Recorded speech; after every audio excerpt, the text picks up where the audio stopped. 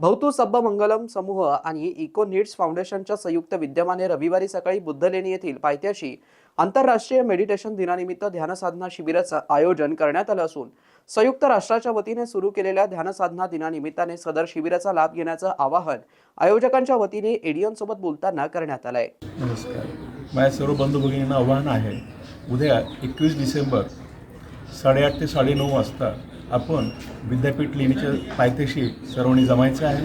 World meditation दिवस हा साजरा करायचा आहे। हा सर्वांच्याच कल्याणासाठी आहे। कृपया आपण सर्वांनी यावे।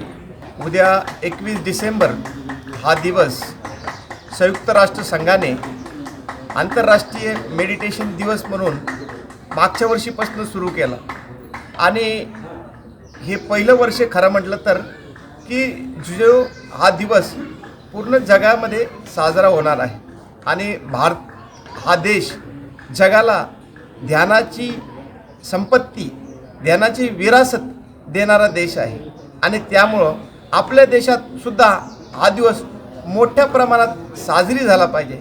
यासाठी भवतु सब्ब मंगलम ग्रुप, इको नीड्स फाउंडेशन यांच्या पुढाकाराने उद्या सकाळी बौद्ध लेण्याच्या परिसरात पायथ्याशी 8:30 ते 9:30 या दरम्यान विश्वशांतीसाठी आपण सामुदायिक ध्यान करणार आहोत।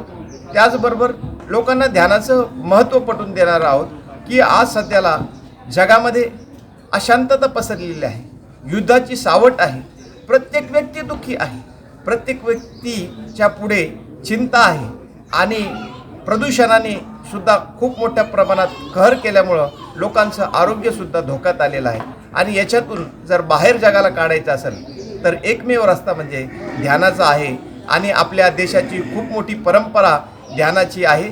भगवान बुद्धांनी या ठिकाणापासून ध्यान करून पूर्ण जगाला तो एक मार्ग दाखवलेला आहे। या देशातल्या ऋषींनी, संतांनी ध्यान करून तो मार्ग दाखवलेला आहे आणि भवतु सब्ब मंगलम ग्रुप हा दररोज N8च्या या उद्यानामध्ये, त्याचबरोबर N12च्या उद्यानामध्ये मोठ्या संख्येने दररोज न चुकता ध्यान करतो व विश्वशांतीसाठी दररोज कामना करतो। त्यामुळं संयुक्त राष्ट्र संघाने जो आंतरराष्ट्रीय मेडिटेशन दिवस जे सुरू केलेला आहे त्याला अजून मोठ्या प्रमाणात साजरा करण्यासाठी उद्याचा कार्यक्रम आपण घेत आहोत।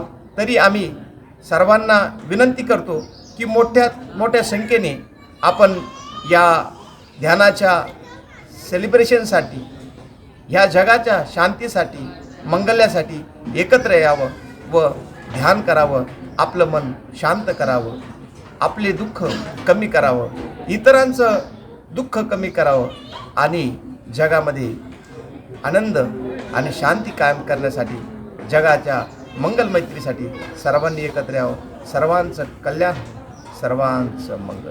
मित्रांनो, ही बातमी तुम्हाला कशी वाटली आमच्या कमेंट बॉक्समध्ये प्रतिक्रियेच्या स्वरूपात नोंदवायला विसरू नका।